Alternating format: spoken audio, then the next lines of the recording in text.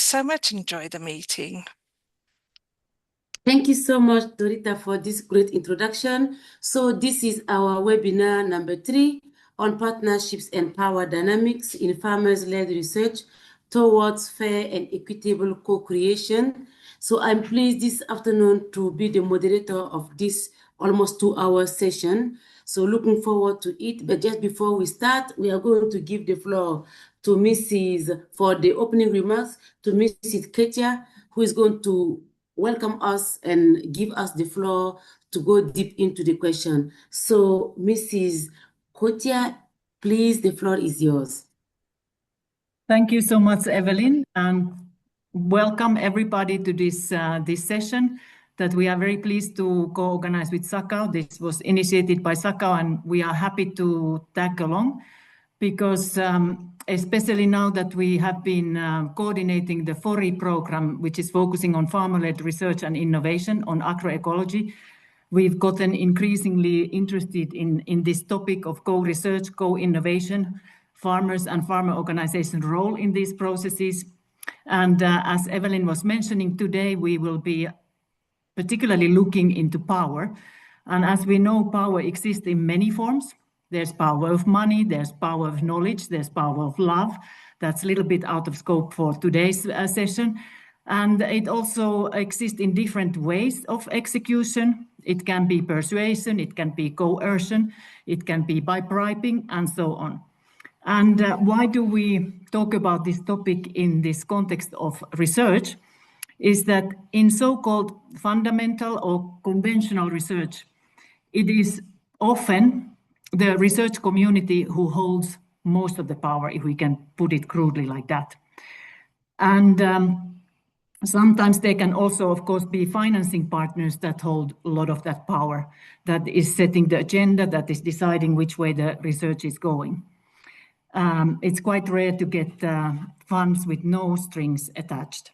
And just to clarify that in this context of FORI, we are very grateful for European Union and organizations for Africa, Pacific and Caribbean states for their financing.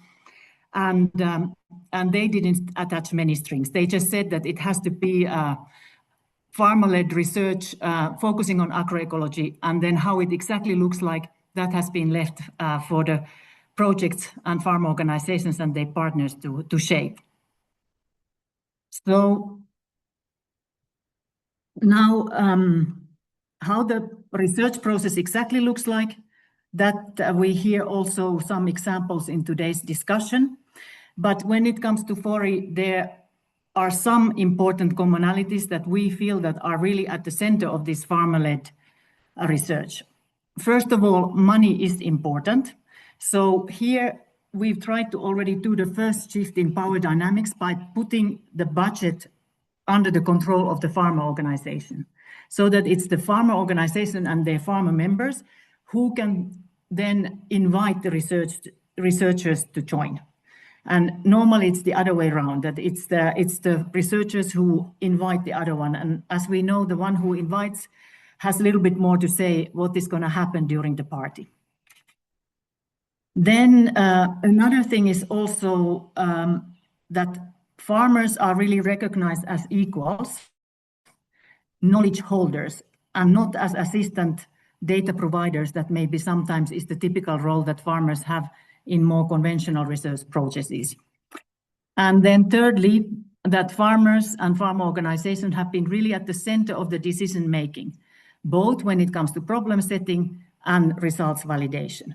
So these, I would say, that are the three commonalities that have been across the FORI projects, the action research projects that have been similar. And then otherwise, there's been a lot of variation how the process exactly goes, what kind of stakeholders exactly are involved, and so on.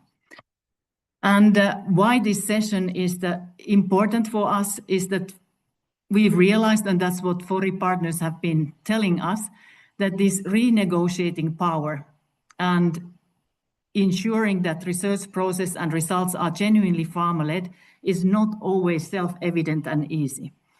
And there are conflicts and tensions in these processes, and they are part of the process. And actually, I would say that being able to have tense discussions in an open and honest way is actually a sign of good partnership evolving. It's only like that we really get to the equal partnerships. And now it's time to listen to what all our distinguished speakers have to say. So many thanks to everybody who has accepted to share their insights and learnings with us. And also, as Dorita was also already mentioning, we are happy with that all of you who are there, and we want to hear your ideas, comments, and questions. And one way to put them forward is, of course, the chat. And then we hope to have some moments where we can exchange also in a question and answer format. So thank you for being with us today. And I look forward to the discussions. So back to you, Evelyn.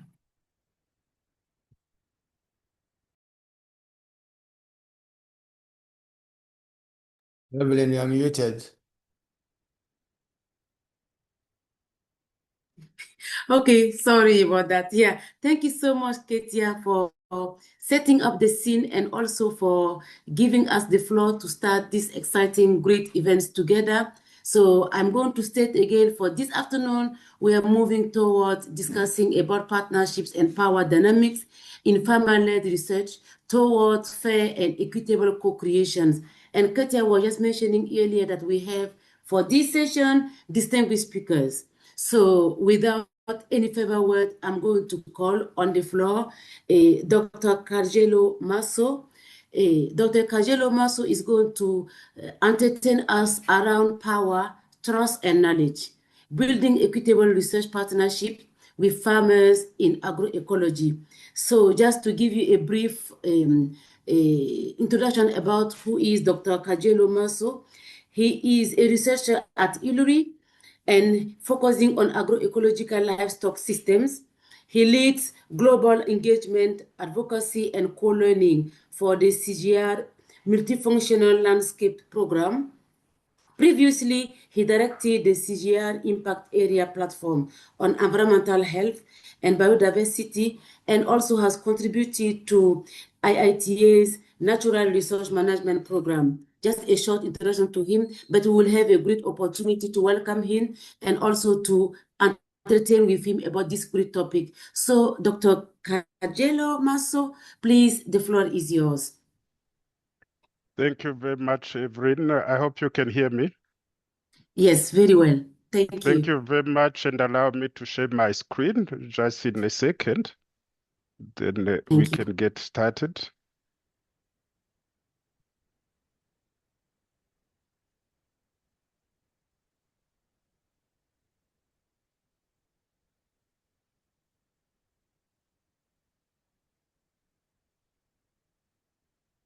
Please let me know if you can see my screen. Yes, yes, we can see it. If you can put it in presentation mode, that would be great. Perfect. Now I think Thank here we you. are. So great. Thanks everyone for this great opportunity for me to be able to entertain you about the power, trust, and knowledge, focusing on building equitable research partnerships with farmers in agroecology.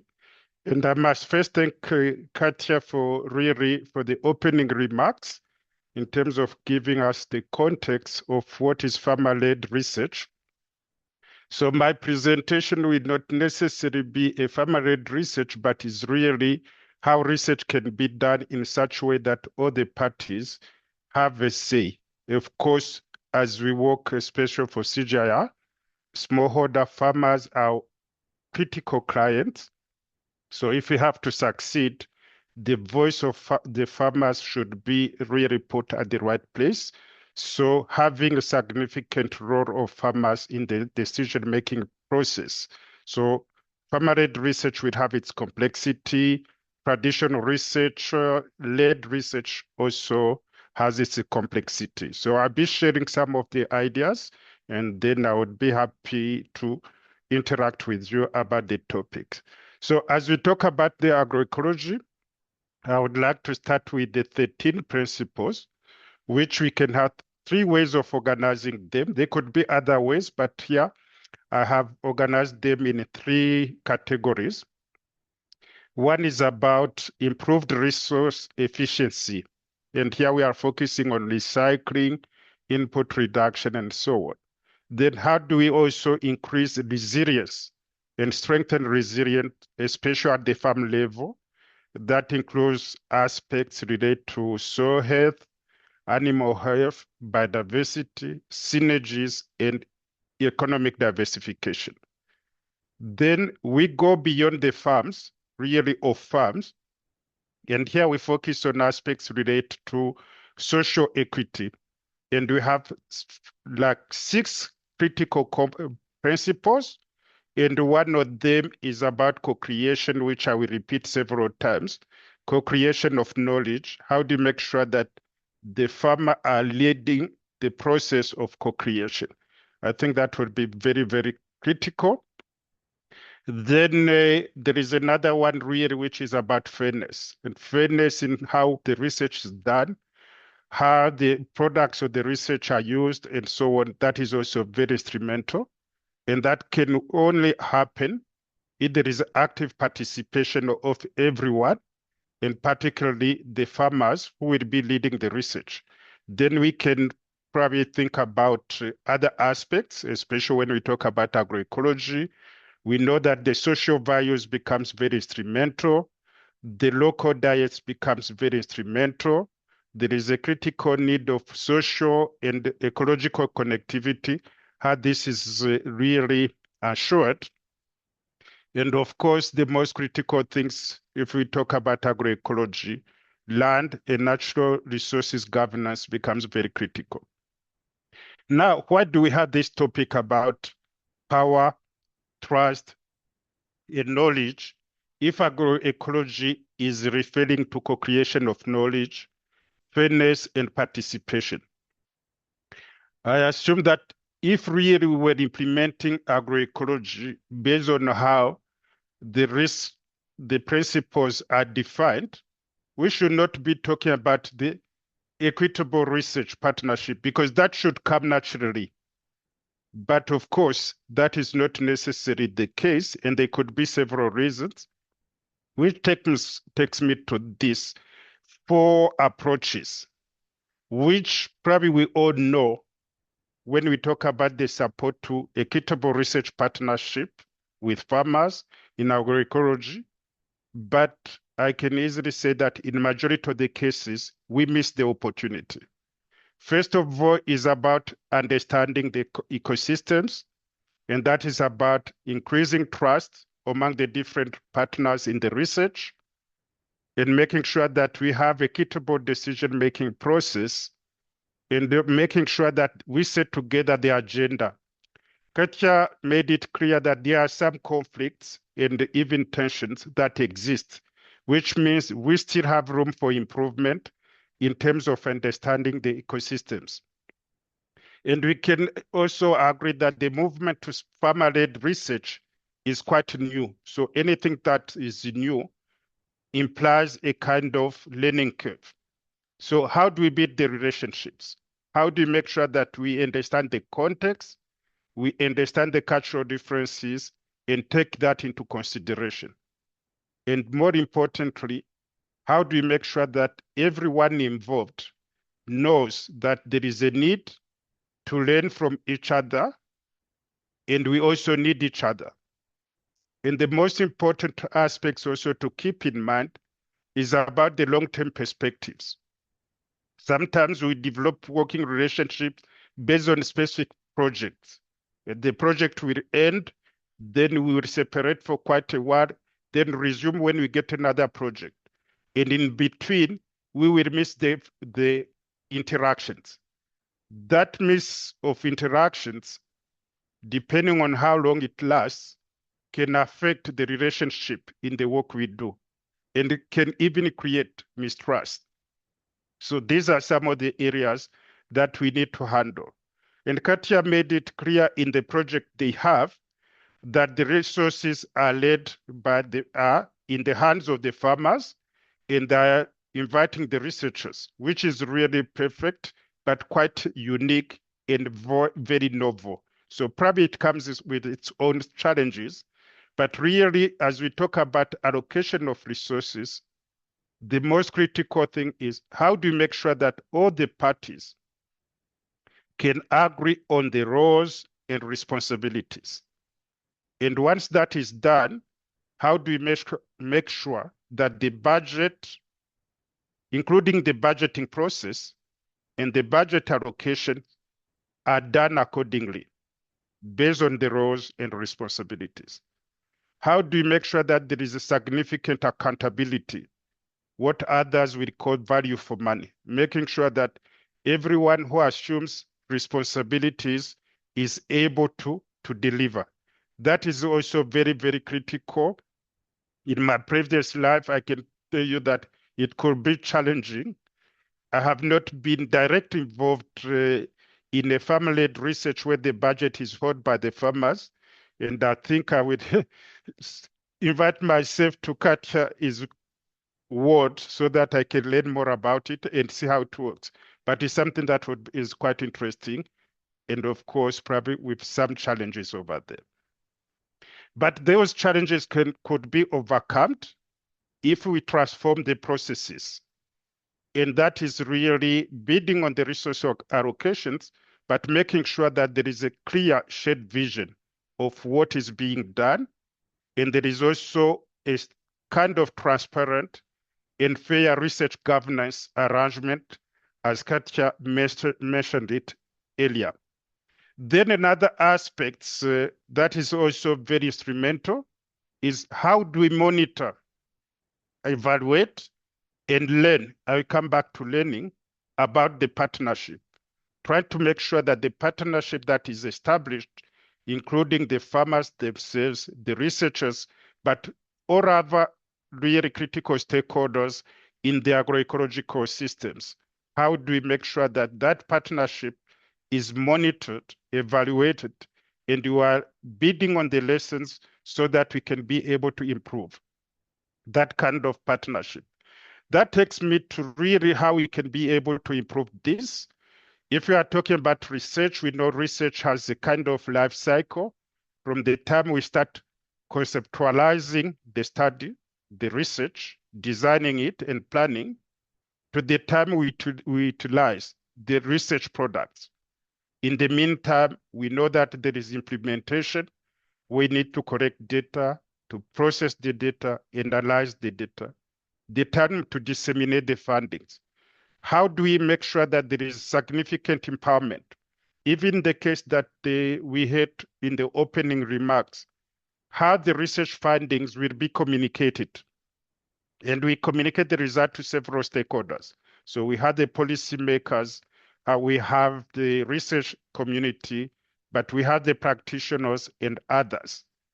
How do you make sure that the farmers really have gotten the actual capacity to be able to lead all those processes? So beyond leading or managing the budget, how do you make sure that for all those different segments or the research life cycle, the farmers have the actual capacity to lead and capabilities to lead those? That, if done correctly and achieved through capacity sharing and so on, that definitely will increase the balance of the power, will probably increase the trust and so on. Just using my previous experience from the traditional research, as Katja mentioned it, in majority of the cases, we can do things with farmers, but at the time of publishing the results, at the time of using, for example, those results in terms of novel products, especially if there is a commercial products that comes out of that research, we know very well that farmers have not had much say in the past. Now with the transformative movement, I guess things will work much better, especially if all the parties, and particularly all the farmers, are involved in the different research steps in the life cycle. Just to highlight some of the really things that could be a great opportunity, I think from what we have been doing so far, agroecological living labs, which other colleagues will call agroecosystem living labs, offer us a great opportunity to make that kind of transformative change happen. And that really calls for what we have called, or what's called, the vision to action process. How do we make sure that we have a good analysis of the context where the farmer are leading the process, but there is also other critical stakeholders really who can make the agroecological movement a success. So understanding the context and try to sit together, analyze the context, and try to see what are the aspirational goals of the farmers, of the communities who are behind the agroecological movement. That will lead us to probably developing a shared vision of where we would like, what we would like to achieve, and where we would like to land, keeping in mind the 13 agroecological principles that I mentioned earlier. By understanding the context, bringing people together in a process that is led by the farmers, but with what we call really, probably the expert opinion is also needed, but making sure that there is a common understanding of that, then we can have an opportunity to formulate a shared vision, which is very instrumental if you have to keep everyone together. From there, there is a vision, which means it's something that we would like to achieve, but we have to question ourselves and understand what are the different processes, what are the different things that have to change for us to be able to achieve the vision. Why it was not achieved in the past, and we are dreaming to achieve it. So what needs to be here to change in terms of the behavioral, and that behavioral change applies to traditional researchers, but also applies to the actual farmers who are taking the leadership in terms of leading research, which is not a conventional approach based on what we know in the past. But I think the direction is great for the farmers. By understanding the behavioral change and the drivers that the motivation around it, we can sit together again under the leadership of the farmers to develop a strategic action, understanding how do we make things happen based on the context we have and the vision we have set for ourselves and the behavioral change that is needed. Once we have a clear understanding of the strategy, how do action strategies and the action, how do we translate that into an action plan?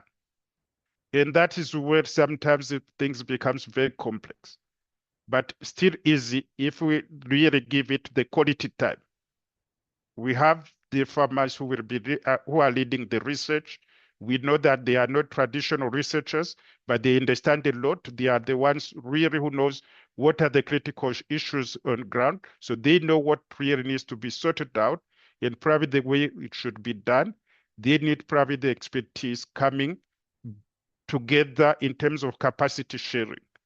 So at this level, going back to where I was talking about sharing roles and responsibilities, this becomes the right moment to understand and to agree on what has to be done, how it has to be done, and who has to do it. And that really need to come with the resources to make sure that everyone can deliver, then accountability to make sure that when we promise to deliver something, we can deliver on it. That will improve in terms of how we distribute the power and increase the trust. Then, as I was saying, there is a critical need to monitor the progress towards the vision, but again, there is also a need to monitor how well we are doing in terms of the partnership, keeping people together, then be able to evaluate the situation, learn lessons, and make sure that we apply them. For these two things to happen well for us, definitely there is a critical need to make sure that there is a clear understanding of who has to be involved. So all the users need to be involved. Even when the research is led by the farmers, we have to make sure that all the participants in the research are actively involved. And things are happening in real settings, which means it's not sitting happening in the conference air-conditioned conference room, but in the field conditions where the research is happening. How do you make sure that we are doing that in that kind of environment?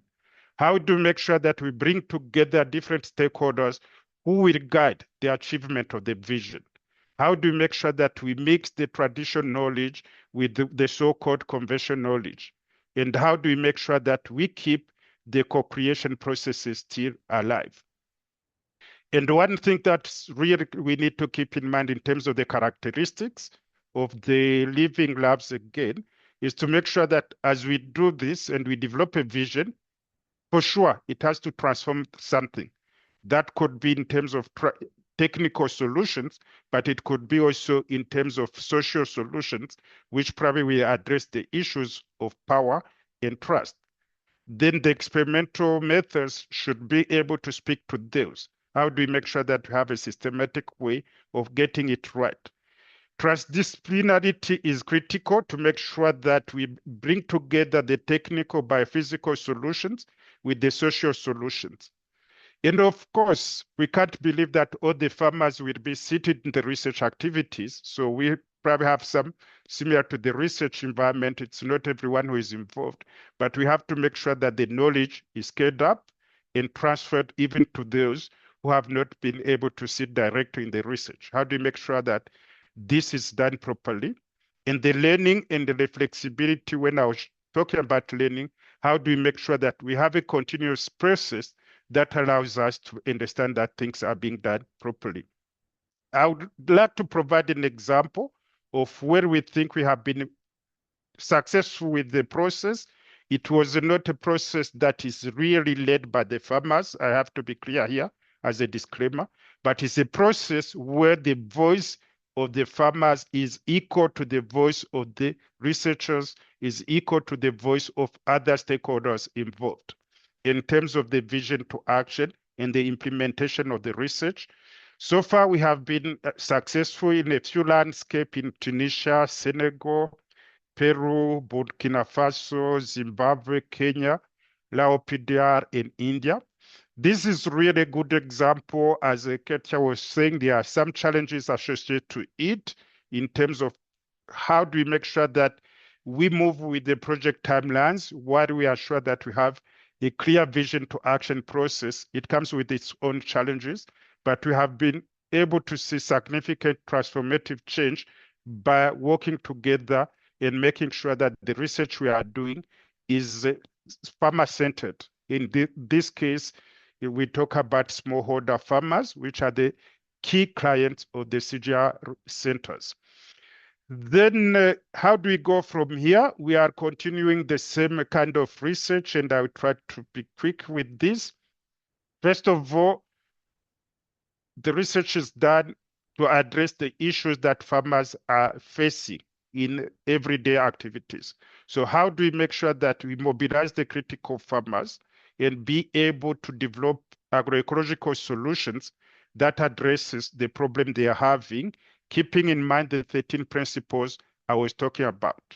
And as someone who works in the area of land management, soil health, there will be a critical need to see how do we work in terms of solving some issues of land degradation. Here you have a graphic showing different agroecology where you are in dry land, you are in savanna, you are in forest area, and so on.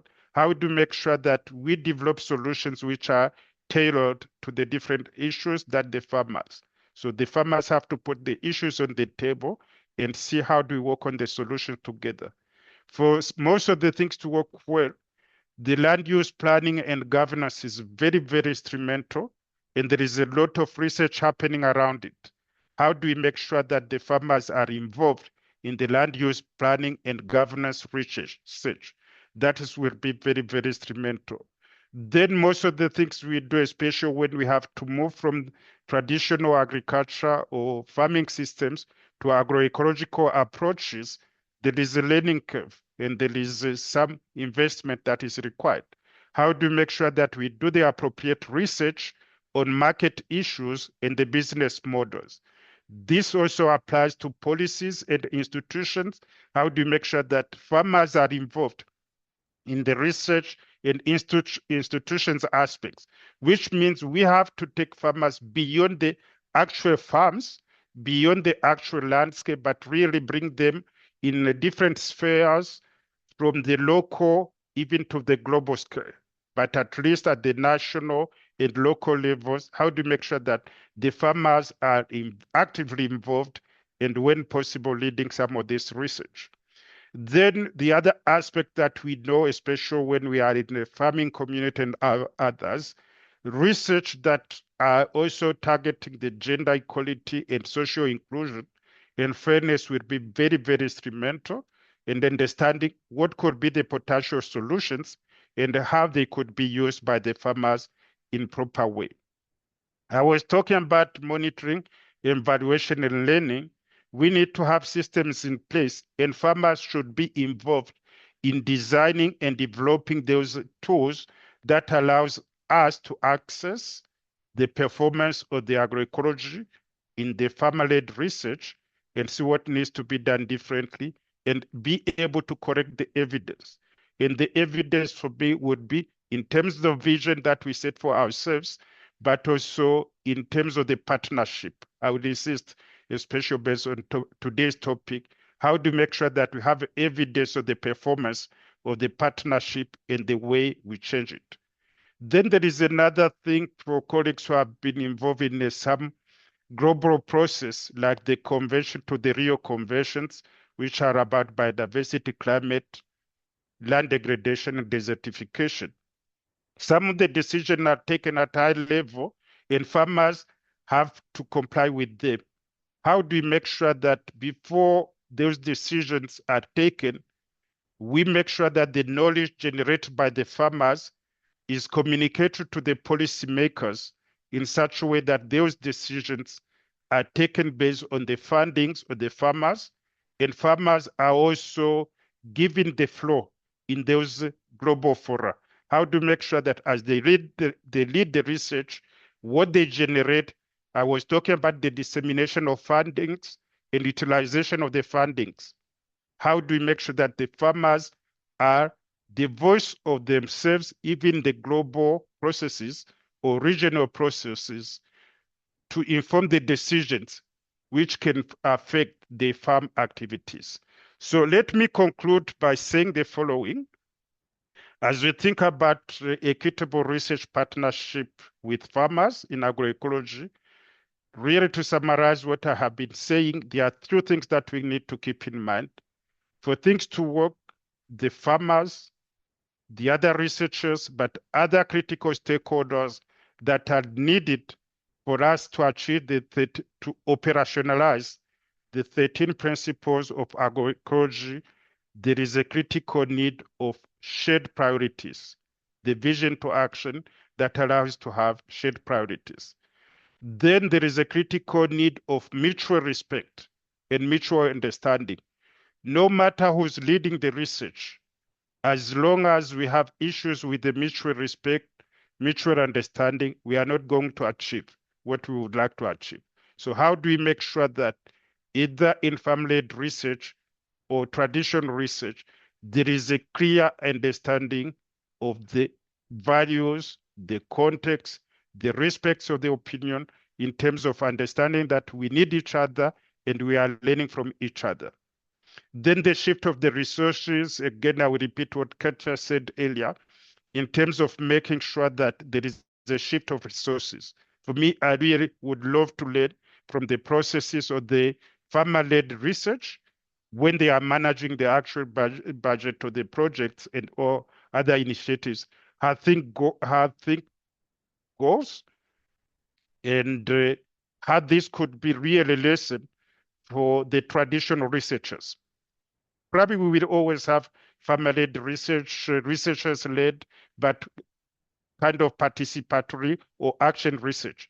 How do we make sure that the issues of shared priorities, mutual respect and understanding, shared roles and responsibility inform the resource allocation?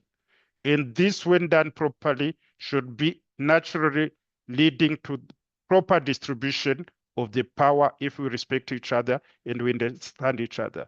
But we have to have an inclusive process.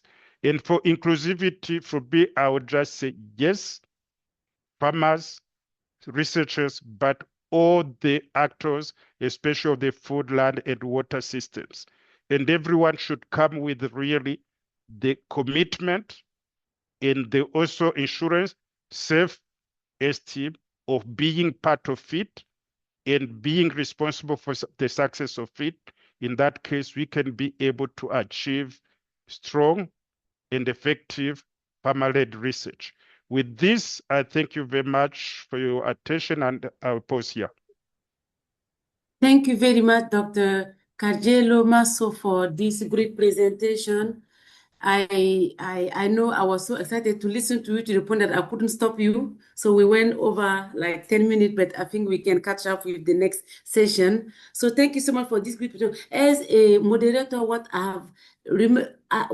keep me thinking when you were talking is that how do we do what we say we are going to do? How do we stop promoting about co-construction, co-creation in conferences and acting in the reality on how we do it? And you have proposed some of the strategies and paths on how we can move from now and then try to be more inclusive in our processes and the way we are implementing innovations, especially in agroecology. So having said so, I'm not going to keep the word with myself. I'm going to open the floor quickly for Q&A session so we can already ask some burning questions, and keeping in mind that this is not the session closing, this is just the opening, the keynote speaking, and yet a lot are still to be done for this afternoon. Okay, I don't know if any of you have a question online, a comment. Please try to be very short, like within 1 minute, so that we can have maximum questions. So we'll have like 5 to 6 minutes for this session, and then we move to the next session. Okay, we can still continue the discussion afterward. So thank you so much. So I can't see the hands so far from the, I haven't checked as well if there is any, let me check. I could see we have some questions directly on the chat. So I will start with these questions and then see if there are other questions coming up. So quickly, well, somebody's asking if you can make your slides available for, so, but this will come later on. Any question?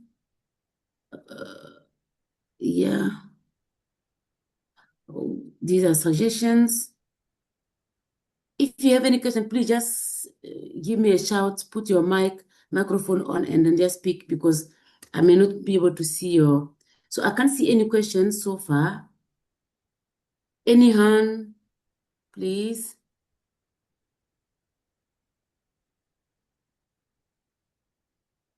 I think it was so clear and insightful that we are all still digesting.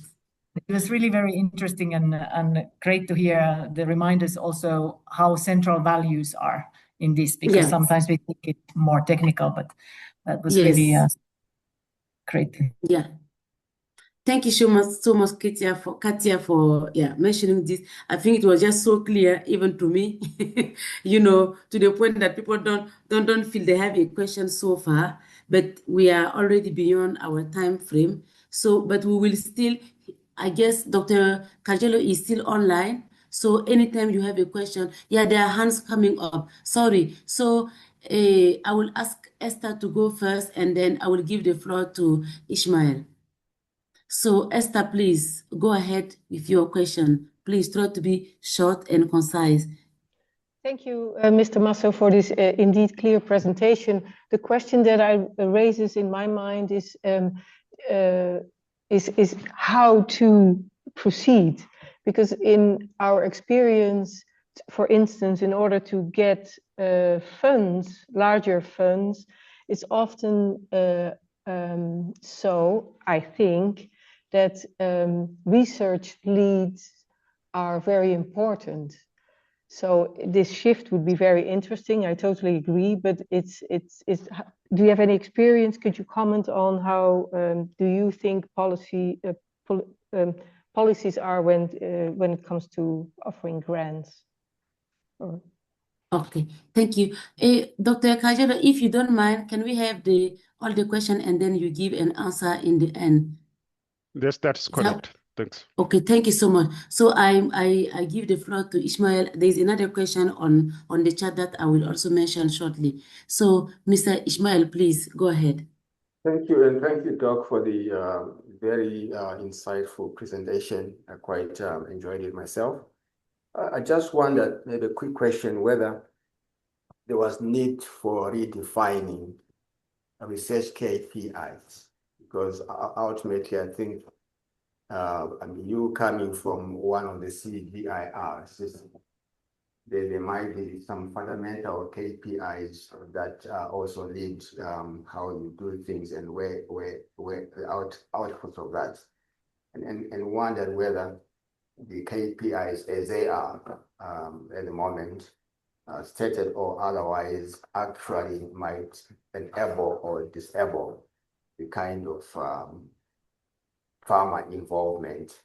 If one uses the words of Robert Chambers, putting farmers first.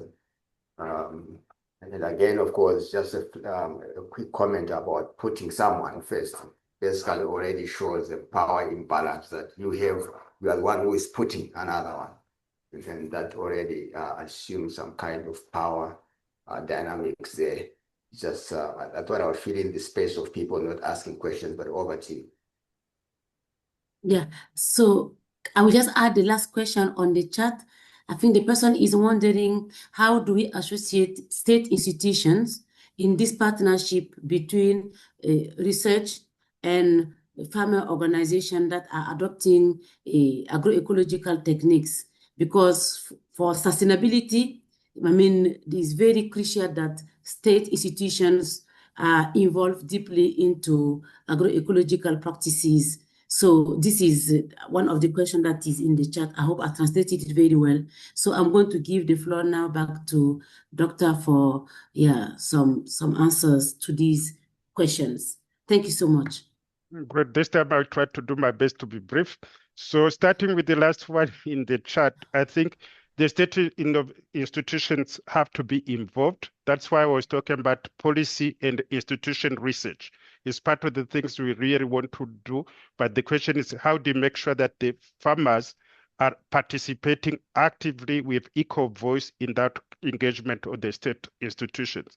In that, as we talk about agroecology, it can only be done when we do proper and effective mapping of the critical stakeholders. And there is no way we can leave out the state institutions when we do a good proper mapping of the actors of agroecology. So that is in terms of the one in the chat. For Ismail, I really like the point of the KPIs. And someone in the past used to tell me that if you are doing research that is looking for problems, so we develop solutions which are looking for problems, we are lost. We should do research that is addressing the actual issues on ground. And the KPI should really be informed by the priorities set by the farmers. And that's where I like the farmer-led research. In some places, really, the research is done based on the needs of the agricultural sector, the agroecology sector. So based on those needs, how do we make sure that the KPIs are defined by those? That will go almost to the point, to the question of Esther, is who is funding most of the work we do? That is also becomes a bottleneck. How do we educate as we map the stakeholders? How do we map the funders? It could be financing institutions. It could be other traditional donors, so that they keep that in mind, that the KPIs should not be designed somewhere at millions of kilometers, but should be really defined in the real setting where the changes has to happen. That goes now in terms of the distribution of the resources.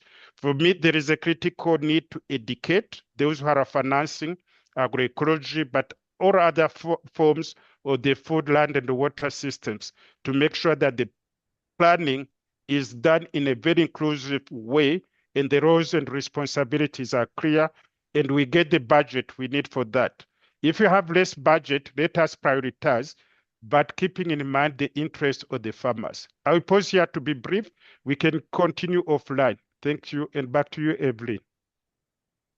Thank you so much, Doctor, for these quick answers that you just gave.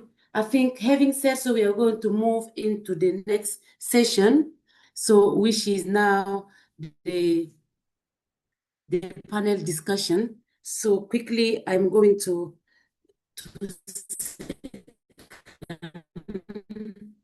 let me get my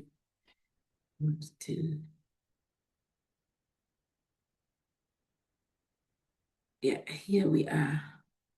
Yeah, so quickly, I'm going to call, even if we are online, I'm going to call here our 4 panelists that are going to continue the discussion with us, entertaining us on this crucial topic that we just had the chance to have the discussion with Dr. Marcelo. So we are going to call here Mrs. Elizabeth Atangana. I hope she's around. And I'm also calling Mr. Alexandro Mescinelli and Miss Leah Gishidi and Dr. Birgit Haberman.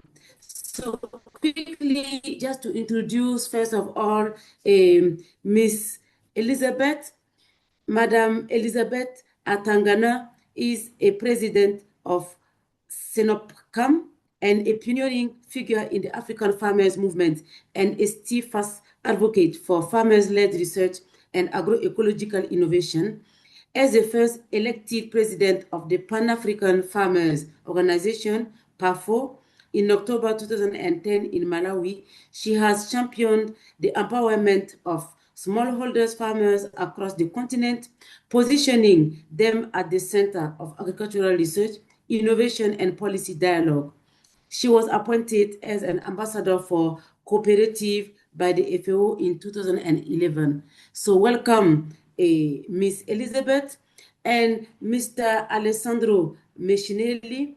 Mr. Alessandro Mescinelli is a quality insurance and co-research expert at IFAD.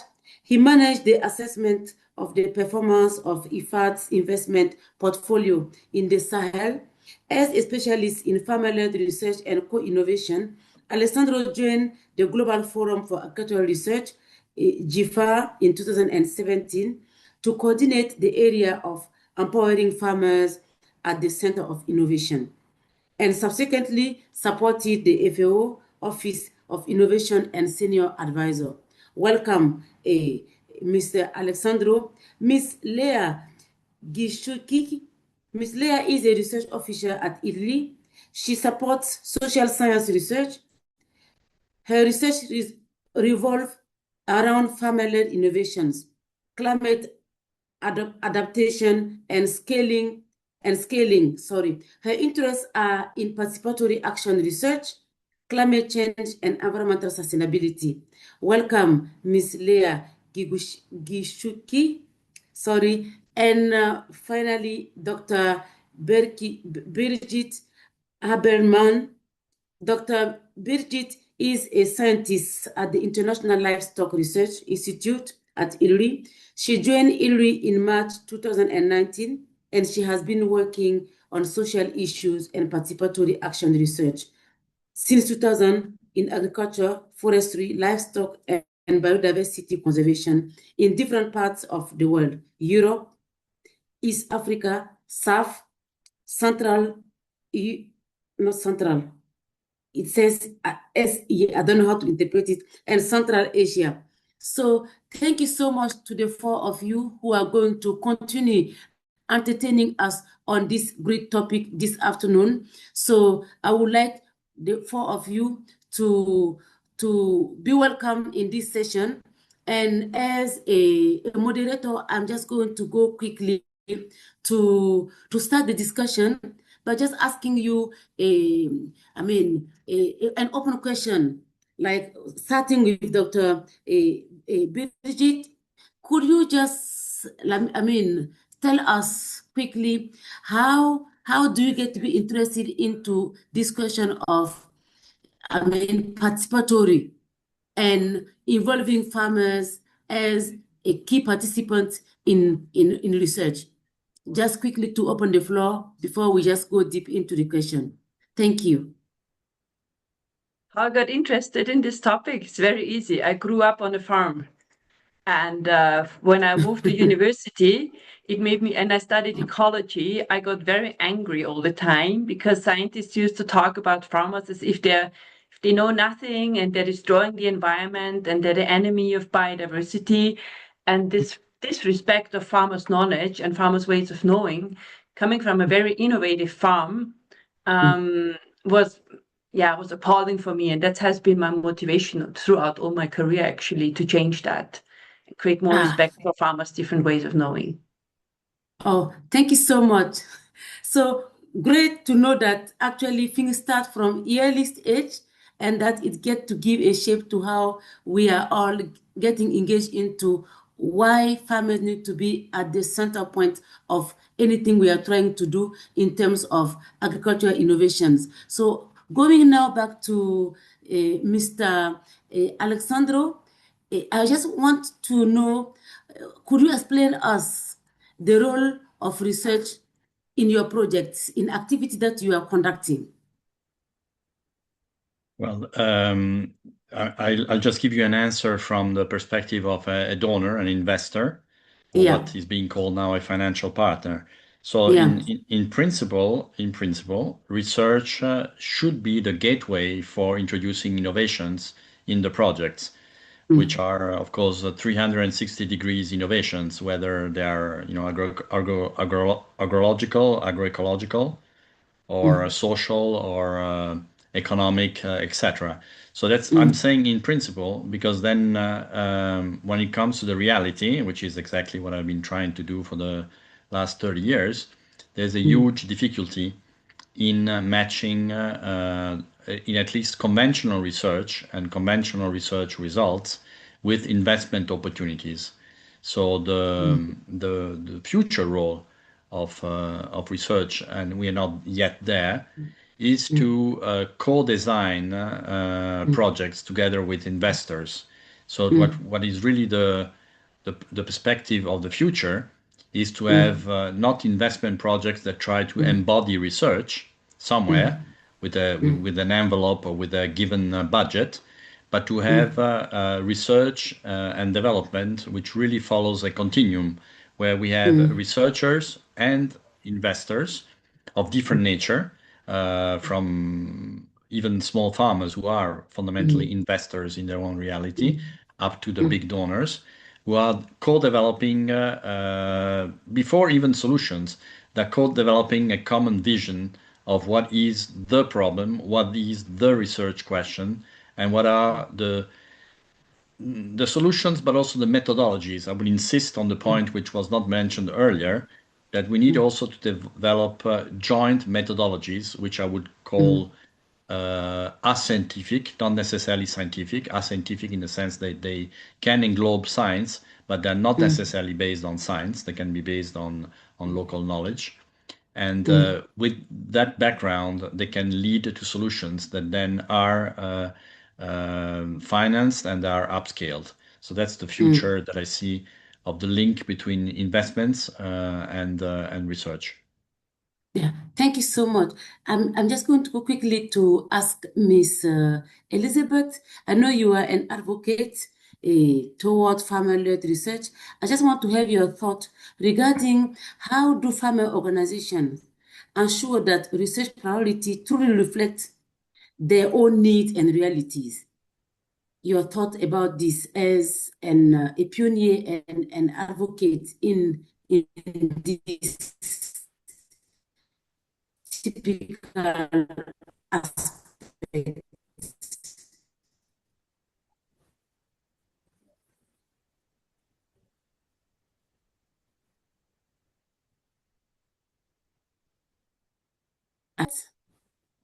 I think I'm going to move ahead to go to Miss Leah. I hope you are around. Yeah, so I was wondering, yes, Miss Leah, when I was looking at your CV, I was thinking that what are, like, according to your point of view, the key principles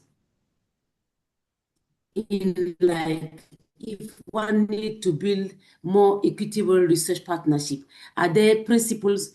Yeah, I know that our keynote speaker was mentioning some of them, but how do you think about the principle you already mentioned, or do you think there are others that are more key, essential in building this equitable research and end-use partnership, like research and farmers partnership in implementing innovations?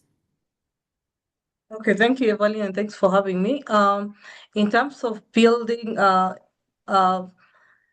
that process where the farmers can have a partnership, the principle of participation for us has always been a key principle in our farmer-led research. And in this case, we don't look at farmers as participants of the research, but we see them as partners of the research. And in that process of having them as partners, you're able to build on trust and you're able to build on mutual respect. And it's a process. It's not something that starts from the beginning. You have to invest time and you have to step back as a researcher to allow that to happen. And it's on that level of respect and trust that you're able now to look at what are the priorities for farmers and what interventions can work for them and how can we work together as partners in the research. Yeah, thank you so much. And I'm very curious about going back to Dr. Birgit. As a researcher, what do you think? What do you think in terms of move that need to be done from researcher perspective in delivering solution in this co-learning with farmers-led processes? How can researchers move from being experts, because sometimes when you have the title like I'm a researcher, so I have a certain kind of knowledge, so I have studied in terms of details, some typical scenarios, and I can support farmers to be better than the way they are. How do you let down sometimes your expertise so that you can move towards discussing with farmers as experts as you are? So in my teams, I work with Ethiopian and Kenyan researchers at the moment on this. And for us, this is the principle of how we work. So we do not go anywhere and tell people this is a solution, this is a technology that you should implement. We never try to change anyone's behavior, but we try to change our own behavior. So when we talk about behavior change, it's primarily our own behavior as scientists, because we look for people's answers. We do not bring answers. So we look for solutions that are there, and we listen and we don't tell. So I think that's the essential difference for working together, that you come with this humility that you don't have all the solutions. The humility and recognition that your technologies are not going to solve everything, and acknowledge that it hasn't happened in the last 60 years if we continue working in the usual transfer of technology principle. So it's not going to happen now. So we really need to do things differently. We need to learn to listen. We need to learn to understand that people are not waiting for us. People have solutions, and we need to find them and support them in telling other people about those solutions. But it's not solely our role to just come and provide advice, provide solutions, provide technologies. Because if we have never spoken to people from the beginning when we designed those technologies, how can we actually know that this is what people want? How can we actually know that this is what people need? And how can we actually know this is something people can use, even if they wanted to? It doesn't always mean that it's actually attainable for them and feasible for them. Having said so, do you have any typical success story that you would like to share? So based on this posture you're promoting? Yeah. So we work, we have different approaches. We work with living labs, but we also work with an approach that is called positive deviance. And that is an approach where we actually find solutions among people. So these are positive outliers in society. So for example, we have found There's a lady in Ethiopia. She's on the poster right in front of me. That's why I remember her first. She's doing sheep fattening as a response to the effect of climate change. She's specialized on sheep fattening, and she has her own solutions how to fatten sheep in a very cost-effective way. She's only using the resources she has on her farm because as a female-headed household, she cannot go to the market and buy something. She can't leave her house. Also, it's too expensive and too risky for her. So for her, the solution was to produce that feed with what she has at home and to try out how she can actually be effective in fattening sheep so she can make some income as she has lost cash crops due to climate change. So and we have many examples like that, where farmers, also dairy farmers in Kenya, have found their own solutions to problems such as extended droughts and feed shortages and having breeds that they cannot actually feed and sustain. So they see these problems and they think about how can I solve this? Like my dad used to do, coming back to my childhood, and they come up with solutions that work for them. And we have many examples, and it's just something that is out there. But most of the time, as researchers, we don't even bother to look.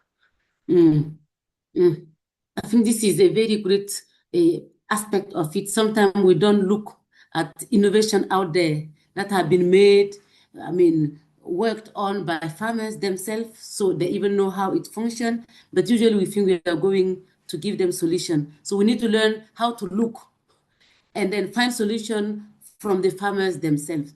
So thank you for this key aspect. And I'm just going to curiously ask Alessandro, sometimes, like what Brigitte was mentioning earlier, how can the research team, to your point of view, can integrate this local knowledge and the scientific parts so that it get to the point that there is a give scenarios. It's not like research coming with solution or research taking solution from the farmers. It's like each of them bringing something so that we are able to have sustainable practices for the sake of the farmers. How can this work perfectly? Yeah, beside what have been already said, or if you think that what have been already said are, actually the key principles so that this collaborative win-win work could be efficient. Yes, I'll try to give you a couple of hints. I think, first of all, we would need to invest much more in what is called meta research, which is research on research. So we've been focusing a lot on technical research, right, on the results that research can bring in terms of effectiveness, efficiency, improve yields, and so on. But we haven't really focused on the research processes themselves. So we needed to take into account in every research endeavor we embark on that we need a sort of double objective, the result of the research, but also monitoring and looking closely at the research processes precisely to see if they consider or not the partnership principles, a number of partnership principles to which I can speak later and identify a few. But the first point is monitor and decide what are the common grounds on which we evaluate the advancement in the research process, which is the advancements in co-research and co-innovation. A second element of three that I like to bring is this idea of knowledge brokers that I haven't heard yet. Knowledge brokers or innovation brokers. There is the need for a mediator and a sort of in-between scientists and farmers that facilitates the relationship between the two.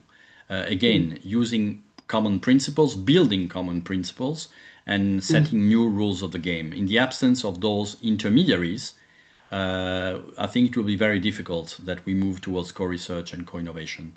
And the third point, which is a bit more elaborate, but I'll still like to bring it to the table, I think we should be very careful in thinking about integration between scientific knowledge and local knowledge. There's not necessarily integration.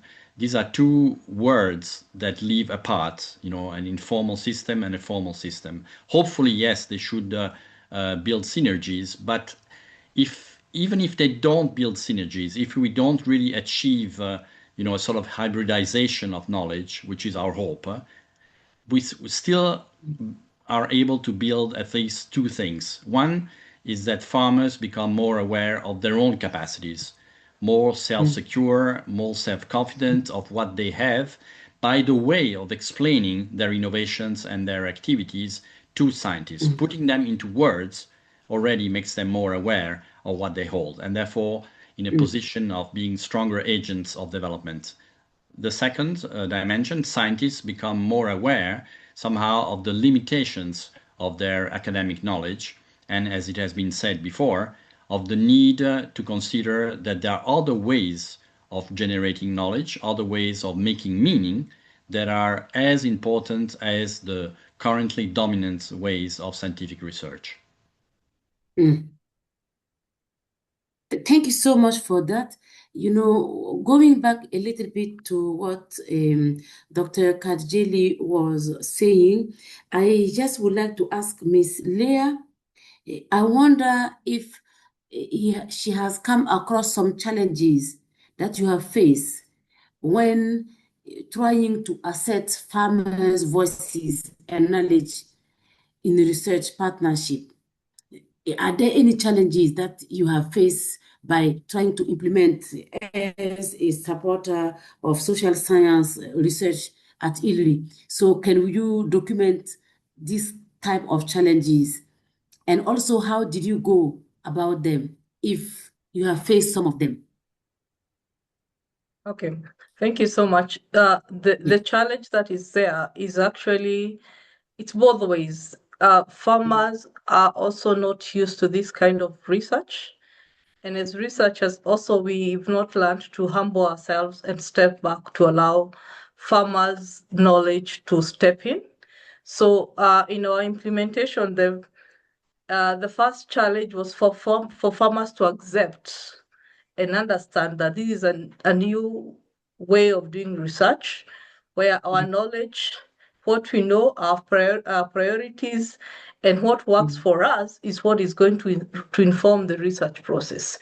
At the beginning, that was a struggle, and I think that's when we had to put on the hat of a facilitator, where we had to kind of affirm that actually you have that capacity, we appreciate your knowledge, and we would want to work together with what you have so that we can come up with solutions that address your needs. And then on the other side was also the same challenge with extension people, with scientists, because we're also not used to letting farmers speak first. We're not used to letting farmers take the lead. So we also had that struggle of reminding ourselves that it's not our time. We have to step back until when you're able to get what the farmers are doing and what they would want to the kind of priorities they have. Because if that doesn't happen at the beginning, it's very easy for the conventional way to kick in. So I think that challenge of people's perception, change of perception, I think is what we experienced most at the beginning. But with now the collaborations that we have, the farmers you're working with, the positive deviance farmers and the extension and partners that we're working with, they have now come to understand our way of doing things, and they really now appreciate the farmers' capabilities. And now we're now stepping in to just complement each other's knowledge. Thank you so much. I have heard that Miss Atangana Elizabeth is now online and she can hear us. Are you there, Elizabeth? Hello? Bonjour. Ah, bonjour. Désolée, Bonjour. bon là, on va parler français. Bonjour, Vous madame. m'entendez? Good Oui, je morning. vous entends très bien. Vous m'entendez? So now I Oui. can hear you Maintenant, properly. Can you hear me? Ah, So d'accord, now we parfait. can Voilà, hear you. bienvenue. Désolée, Oh, j'avais perfect. appelé entre temps. Welcome. We are J'aimerais sorry. rapidement, voilà, So I'd avoir like votre quickly perception to en tant have que, your en tant understanding qu'activiste as an j'espère que je ne me suis activist. pas trompée.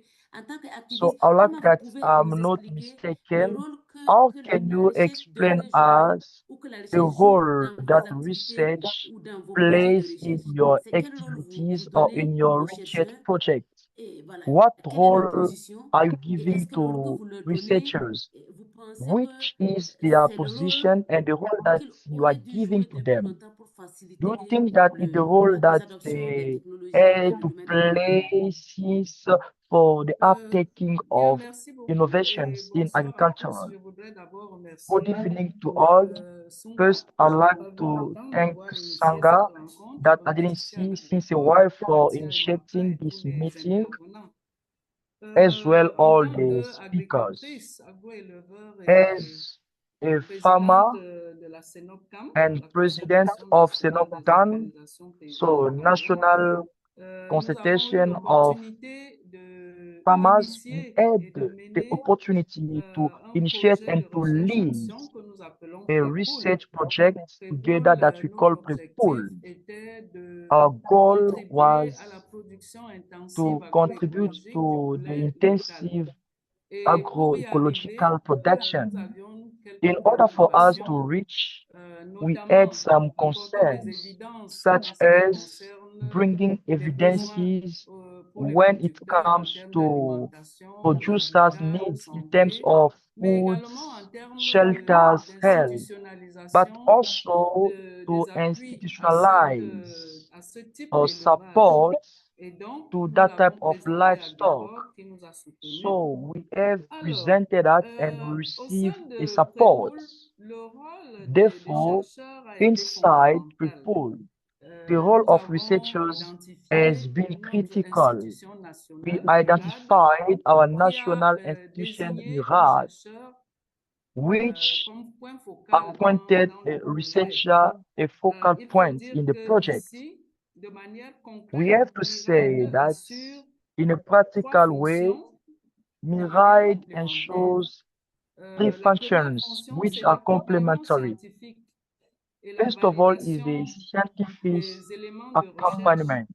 Alors, en tant Also qu'institution, assessing research elle assure la elements. As validation an scientifique des institution, pratiques agroécologiques it qui sont ensures expérimentées au sein scientific du validation projet of avec 31 éleveurs, agro-pastoral notamment les femmes. project with 31 Et ces farmers femmes qui ont pu such as women, proposer women 22 who plantes managed to ethnovétérinaires à propose utiliser, qu'elles 22 utilisent trees, traditionnellement. plants to Donc, be il fallait used que l'IRAD, traditionally. de manière scientifique, So it took valide Virat in a l'utilisation de ces scientific plantes. way to validate the Deuxièmement, use of those plants. l'IRAD a Secondly, contribué à l'animation Virat méthodologique scientifique du contributed processus. to Et ici, methodological c'est of pas l'IRAD qui process. dirige, mais c'est So plutôt it's not les Virat that organisations paysannes. leads, Elles travaillent coordonnées par rather la CENOPCAM farmers pour, organizations qui portent l'expérimentation.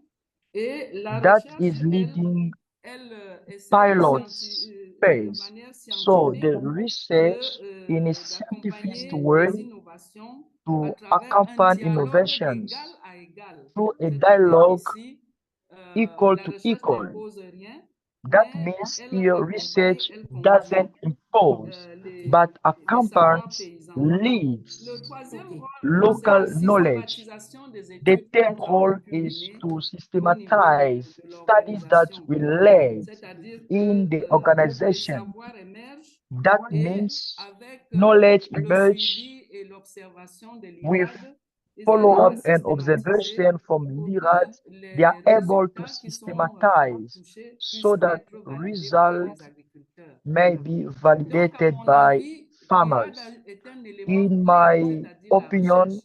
Mais LIRAD is a la key collaboration element, était tellement franche, but respect collaboration mutuel, was frank, mutual respect. rôle prépondérant des agriculteurs. So, Les besoins prioritaires preponderant sont role of identifiés farmers, par les agriculteurs, les priority in éleveurs, terms of et la needs recherche, l'agenda by de la recherche est farmers, proposé and the par agenda les of the agriculteurs. research has Et le been reste, donc, proposed est by farmers, mené de manière and the méthodologique par remaining l'IRAD. is Donc, led voilà by comment a je peux situer le rôle de methodological l'IRAD, way. c'est-à-dire un accompagnateur This is how et I can quelqu'un qui situate arrive the à role of systématiser l'IRAD. les savoirs des Someone agriculteurs. who is able to systematize the knowledge of Je suis très farmers. curieux de savoir, par So I'm exemple, c'est dans quel curious to contexte, know, for c'est dans le instance, cadre de ce projet in spécifique, a context, c'est vous qui so avez pris for this l'initiative d'écrire specific le projet project, et vous avez appelé l'IRAT. it's you who took the Comment ça se initiative, négocie you called avant même l'IRAD. que le projet How do you ne negotiate soit successful, ne soit before even approuvé? the project Comment vous may be négociez successful? déjà How voilà, do you negotiate? ces priorisations où l'IRAD en tant que centre de recherche, voilà, When tient l'IRAD compte as a absolument research center des besoins à la base takes de votre organisation. accounts Comment la of négociation se passe? needs C'est from en your écoute du organization. projet, c'est en How fonction do du you projet, ça dépend des types de projets. Ou voilà, take comment vous negotiation arrivez based à on the type stabiliser of cette project? manière de collaborer How avec la have you recherche? been able to Alors, stabilize il faut your way d'abord of doing savoir que research? First, l'existence you need même to know de that la CENOP Cameroun the est existence un of point the important, center in c'est-à-dire une Cameroon organisation is a very faîtière qui important point. rassemble So it's an institutionnellement organization plusieurs that organisations gathers paysannes. Donc, elle institutionally a une certaine many notoriété. farmers Alors, elle a organizations. présenté un projet auprès So de it's l'agriculteur presented qui a the approuvé le project projet to et les farmers financements who sont venus approved. directement dans Now la CENOPDAN fundings et cela lui came donne un straight certain to send up pouvoir down de négociation. that gives it a Et à certain partir de power to cela, negotiate. depuis le projet, From nous avons that, proposé la since the participation de beginning of the l'IRAD project, et d'un we certain have nombre proposed the d'autres organisations participation telles of que l'IRAD as les well pouvoirs as some publics, les other centres organizations, d'information. public Maintenant, par rapport à powers, la training négociation, nous centers. avons When it approché comes l'IRAD, to nous avons écrit negotiation, we have à la approached direction de l'IRAD. l'IRAD We wrote to qui the a transmis direction le of dossier au l'IRAD, service de la coopération, which qui s'est conveys saisi de ce dossier the de manière sérieuse file et a to pu the donc nous service. proposer le point local qui nous a été affecté. That help Et us cela est to possible propose parce local que nous points. avions des ressources That pour has pouvoir been possible contribuer, n'est-ce because pas, à la we prise en had charge resources to minimale contribute des charges to take charge transport, par exemple, du of point focal transports, vers les activités de focal la CENOCAM. points Okay. toward the activities of Merci beaucoup CNOTCAM. pour ces clarifications. I'm just Thank going you so to much move for quickly the to Dr. clarity. Birgit because she's mentioning about incentives, about fundings, because this is quite also one of the key issue, not key issue per se, but one of the key challenge. Sometimes when we want to make farmers research collaboration more effective, taking into account farmers as the central parts of the process. So what are the incentives or the institutional changes that you think could make participatory and farmers-led research more valued within academia? I don't know if you have some thought about this. I'm talking directly to Dr. Birgit.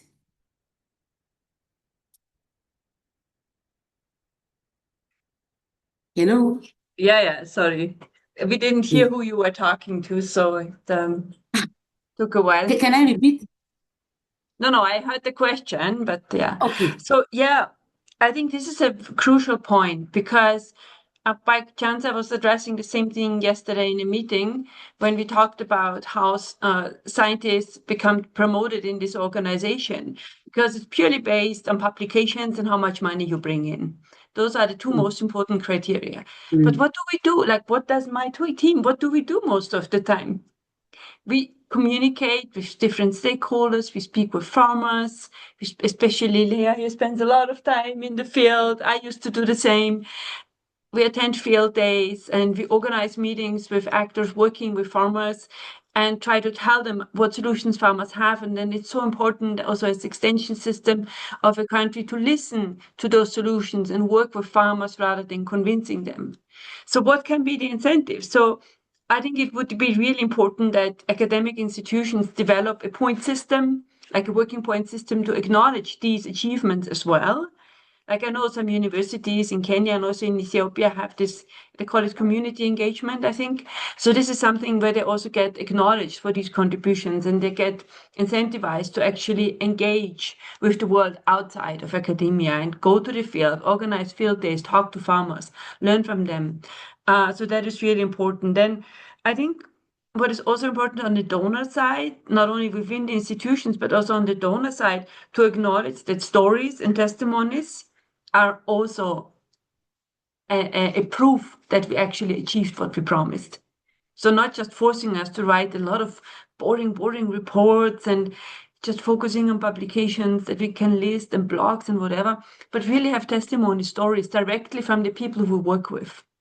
Engaging also the people who work with, and here I mean farmers and the actors around them, engage them in monitoring and evaluation so that they are actually the ones saying if this has worked or not some consultant that I have to pay $20,000 to. And most likely this person will say everything was fine because they get paid for it. So I think there's a lot of rethinking to be done, yeah? And that actually achieving social change in the long term is a much more valid outcome than simply a publication list in the highest ranked journals for somebody working in this space. So I think our institutions need to, and our donors need to learn to acknowledge that we work in a different way. And if we listen to farmers and their different ways of knowing, then we can achieve something others cannot achieve. So we also need to be rated or judged in a different way on our performance than somebody who's just producing lab results. I mean, I know this is a lot of work, and I, as a biologist, ecologist by training, have a lot of respect for that. But that is a lot easier to validate than what we do. Yeah, because we cannot present a table or a graph on what we've achieved. But we have stories, and these stories are really amazing. And I think people should start listening to those and create the people who enable these stories to be heard for what they're doing. Thank you so much for this great answer, which went into the point. Now it takes me to base a little bit on my experience. Sometimes the fact that as a researcher, I wrote a project and I get the money, you know, or the institution get the money, then they go on the field to implement with the farmers. There is a core issue. So I want to hear about Alessandro. What are your thoughts in this typical context? Is it how much money I bring in this negotiation of this fair consideration, fair knowledge taken into consideration, or co-constructing, co-creating with the farmers? From your experience, does it depend on how much money I want to bring on the table, or as like Busy just mentioned about a social change? How do you see it? Is it about how much money I bring, or is it about a social change? And if so, do you think a social change is yet to be a reality based on your experience? How can you see it? I don't want to be pessimistic, but I just want to hear from you. How do you see this social change being a reality, where no matter how much money I bring on the table, the principle of co-creation need to be there because of what we are all aiming in terms of sustainable, result. So I just want to hear your thought about that. Well, I'll try to give you an optimistic answer as much as I can. Certainly, money, as it has been said already, is relevant, but maybe we have been a bit transfixed by this. And what needs, first of all, to be said is that these dynamics that we are talking about, farmer-led innovation and identification of farmers' own experimentation, practices, knowledge, etc., take time and are not absorbing quickly money. So not absorbing quickly money doesn't mean they don't need money, but it means the donor get often nervous or impatient when they see that these processes are slow. That's the first thing to consider. So we have an issue with showing progress, which is not necessarily agronomic progress, not necessarily breakthroughs in new technologies and new innovations. So we have, first of all, to acknowledge that something is happening, but that takes time. And donors, financial partners today are not very keen in investing in such slow pathways, or at least pathways that don't have, at the moment, the right metrics to measure progress. That's the first thing I would like to say. Secondly, I think when it comes to donors' role, it has been mentioned already, and it's part of a number of programs now, that the money is channeled through farmer organizations and given directly to farmer organization to administer. Now, again, here it is not given, to my knowledge, for promoting social change. To my knowledge, it is given mainly, again, to promote more effective, more appropriate, more adoptable technologies, or to develop more effective value chains, or in any case, we are linked to some very tangible and I would say very material results. We are not geared at looking at this social dimension. And the third comment I want to make, which is maybe the most important, but it is for your consideration, for this group consideration. Often often there is a tendency to avoid thinking that supporting local knowledge, supporting the so-called neglected crops or neglected orphan crops or neglected knowledge systems is just about eating more, producing more, assuring better food security. It is not. What I was trying to say in my earlier intervention is that when you're actually building or rebuilding, because this is what happened in colonial times, the destruction of farmers' own self-confidence and self-esteem. When you're rebuilding this self-esteem, when you're rebuilding this capacity to believe in one's own capacities, in one's own agency, you are actually transforming society. You're actually somehow sowing the beginning of a transformation in the society. And development projects are not happy to see that, because fundamentally you are questioning the status quo. You are potentially shaking the system in which farmers are often being kept, which is, a system that is, I don't think I'm saying anything particularly outrageous if I'm saying that poverty is being maintained. And poverty is often being maintained, and the mechanisms that generate poverty are being maintained through a system that doesn't want, or in any case doesn't promote, social change. So to conclude, and that's the point I would like to end with, because it is for me the most important point. How do we promote social change, which is the real objective, while at the same time we are able to document progress towards new knowledge, new innovations? Sorry about the new innovation. In any case, innovations that are not there at the moment, or which are not adoptable, or which have been generated without many chances of diffusion. So how can we combine the two? Most likely selling, I think, for marketing purposes to the donors, the increase of production aspects, the increase of productivity dimension, because this is what at the moment pays. I don't think many donors will pay social change, but while maintaining also the social change dimension and making sure that this whole aspect of building self-consciousness, consciousness of one's own capacities, which is at the heart of farmer-led research, is there. It's there and comes along with the generation of technologies and innovations.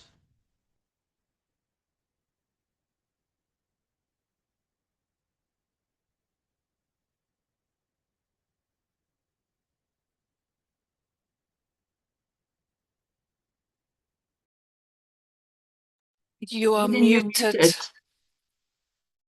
Sorry, sorry, I didn't want to get interrupt on his talk. Sorry. So I was just saying that, yeah, like Alessandro may have just seen the thumbs up and all the likes earlier, because what he was saying is highlighting the core issue of the social change, which is crucial, and how funding get into this and sometimes makes things quite complicated. And then I'm just going to go quickly in the next few minutes before I open the floor. I know people may have questions that they want to ask. And I just want to go back to Elizabeth. Je me demandais comment, basé sur ce que I Alexandre was venait asking juste de myself, mentionner, based et on puis what aussi par Alexandra rapport was à ce que saying notre and invité based aussi on what disait Dr. tantôt, Brigitte comment was la mentioning, question on l'argent, the donc question le of bailleur, money, voilà. Comment the aussi founder, cette question de complexité, how that question voilà, of de ne pas complexity pouvoir faire passer ses connaissances. Je of prends l'exemple, not par being exemple, au able Burkina, to on transfer voit the des fois, knowledge. on I se want to dit dans take the le projet, example on of dit, c'est Burkina vrai que Faso. c'est des Sometimes we see propositions. in Mais the quand on va project, sur we le can say terrain, this is a quand les construction propositions project, sont but when we complètement go différentes de on ce que the le ground chercheur a and when the déjà stabilisé proposals comme are résultat, different based bon, on what ça, voilà, the il y a researcher have un as peu, outcome. pas de So I frustration, mais think on sent there's que this le message ne passe pas très bien. On ne vit pas ce qu'on we dit think qu'on veut we vivre. consider this Donc the la question message que is je not going pose, through. si We are vous not pouvez living changer what we are quelque chose saying. dans la So the question manière is if you dont can change les partenariats something sont on actuellement the établis way that entre the les partners chercheurs are et les going to producteurs, establish qu'est-ce que vous allez between changer? the Qu'est-ce researcher que and vous the pouvez producer. proposer What comme solution can you s'il y a change? un What can changement you à faire? propose as solution if there's Madame a Elisabeth, change to be done? merci. Madame Elizabeth, to you the floor.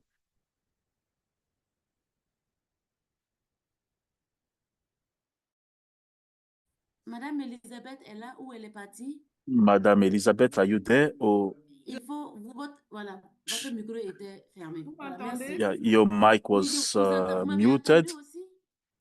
Have you Vous avez posé la question de have you comment on heard peut me? Yes, you changer. asked question on how Voilà. can we S'il y a une chose que vous change. pouvez changer So dans la if there is something manière that you dont can le change on partenariat the way se that trouve the actuellement entre partnership chercheurs et puis between praticiens. the Voilà. S'il y a quelque researcher chose à and changer actuellement, bon, voilà, qu'est-ce que vous pensez doit the changer? researcher Ou and bien si tout va bien, the il n'y a farmers, rien à if there's something changer. that you can change, and if Ça everything aussi, is ça peut good être and you think possible. that there's nothing to change, so Merci. it can be La possible première as well. chose que nous voudrions So the demander, first c'est thing that we'd like to d'abord ask l'écoute, is to c'est-à-dire be que le listened, chercheur puisse être en so that mesure the researcher needs to be d'écouter les able to organisations qui sont listen sur le the terrain et organizer qui ont who are on the ground identifié un certain nombre de and who has priorités identified some dans le cadre de la priority recherche pour trouver des with résultats qui regards leur of permettent their research to get the outcome d'arriver that à is la going to production, allow d'améliorer leur them to production ou reach alors the production or to d'éliminer les increase their maladies, production or etc. to Donc, eliminate il y a the donc un diseases. changement de So I comportement, think there is a c'est-à-dire change que of considérer behavior. que les So by savoirs paysans sont importants considering that the et de knowledge of pouvoir chercher à the les local is valoriser. very important, that we Et need to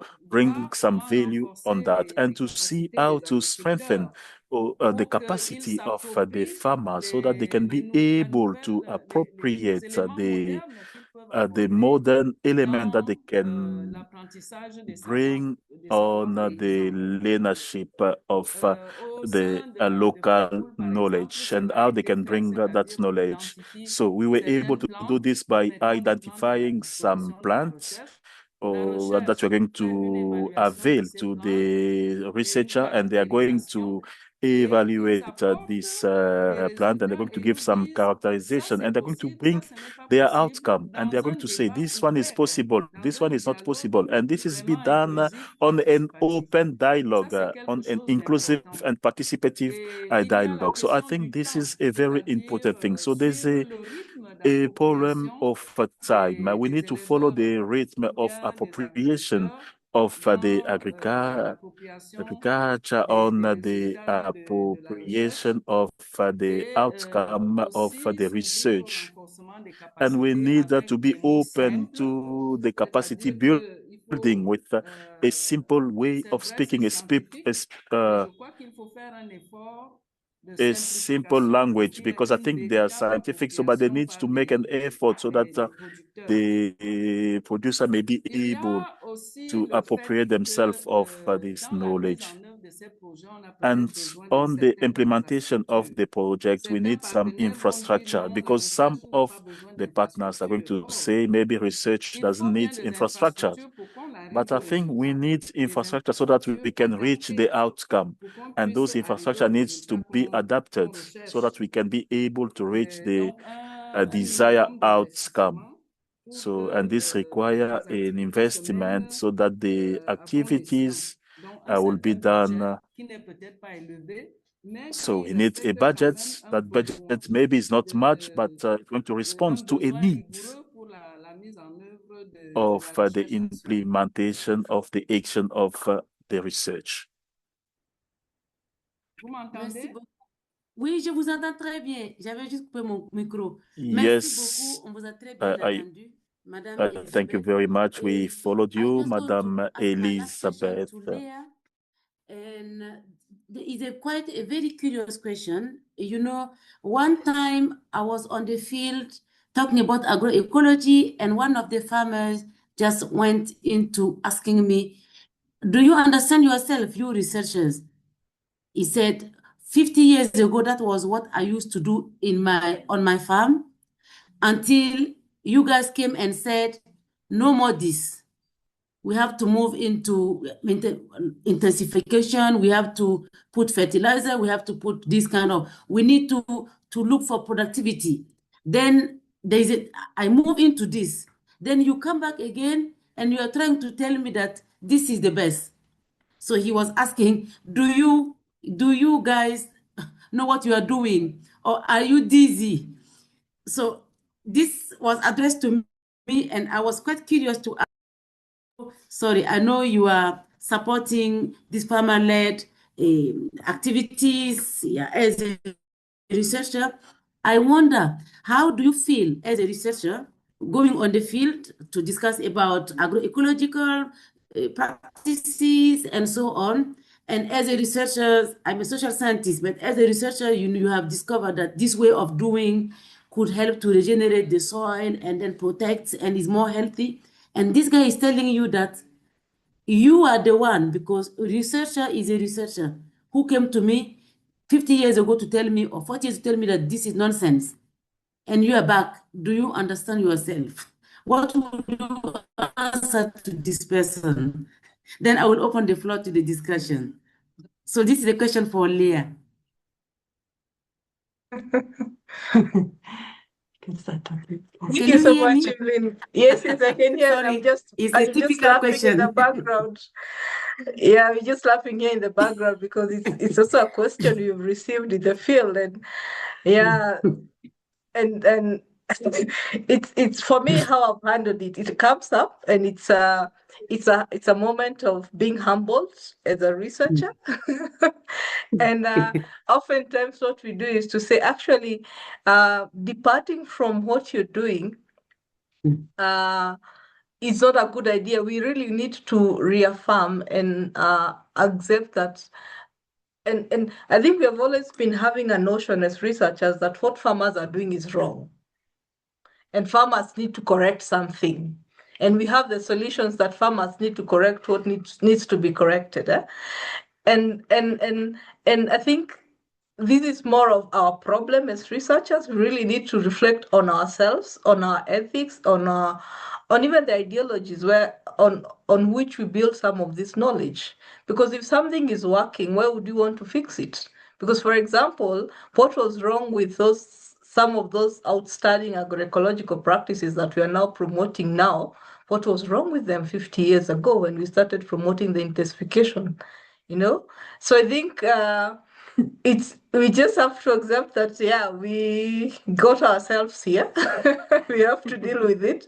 But I think it's a good lesson to actually promote the farmer-led research and accept that actually farmers have a lot of knowledge. They have their lived realities, and they know what works, and that is what needs to be supported. So yeah, for me, it's a moment to step back and to always reaffirm to the farmers that what you're doing is good. We can make it better, but we cannot. It's not right for us to take it away. Thank you so much, Leah, for this great advice to researchers who are online, to try sometimes to step back and also have this kind of humility, because probably what we are bringing on the board have been experienced by the farmer probably 10 years ago. And for us, it's new, but for this guy, he already tried it and probably have abandoned it. So thank you so much for this. So let's step back and then try to move forward. So having said so, I think I'm going to open the floor for discussions and for questions, not to monopolize the words. I know you may have some burning, things to share, experience to share, advice to give. So please, the floor is open to all of us. We have some, let's say, roughly around 15 minutes, to go ahead with some of these questions. Please, if you got your hand up, please just go on. Okay, I could see. Sorry, I'm pronouncing not very well people's names. I recognize that. So you please forgive me if I do so. So I could see Claude Lisan hand is up. Please go ahead. Thank you. Thank you very much. I hope I'm audible. Yes, you are. My not a question as such, but a question or a comment to say, well, I think we need to get to another level whereby maybe farmer organizations need to have their own journal in order where it can be published. Because now, if we tell people to say, well, this is what we need as farmers, but then it cannot reach the target of the standard of the specific journal. So it could be much better to say, okay, this is our standard as farmers organization to say, this is the standard for publishing at our journal. So it is not just at this level. We need to have another level of publication, owning a journal. Thank you very much. Thank you so much. I think this is something that we need to take away, because with scientific publications, it gets to be known everywhere. You publish online, you publish in the journal, anybody can read us. So what about this long time knowledge that are packed inside? Because this is quite an insight. They are like living labs, they've got their knowledge in. For us researcher, we just share it, spread it.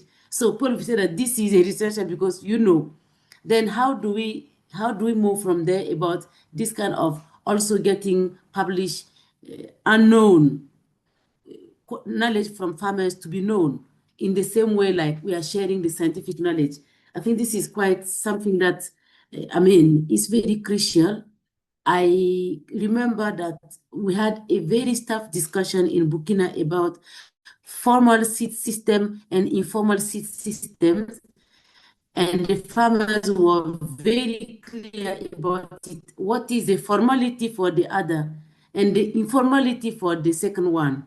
What makes it formal and what makes this one informal? So it's a great debate to the point that, taking into account what Claude Lisson just said, how do we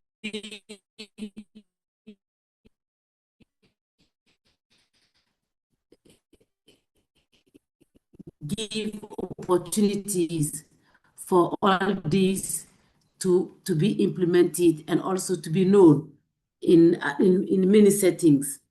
So I think this was a comment. So any other question or comment out there online or in the chat box, please, you can just go ahead. Time is running.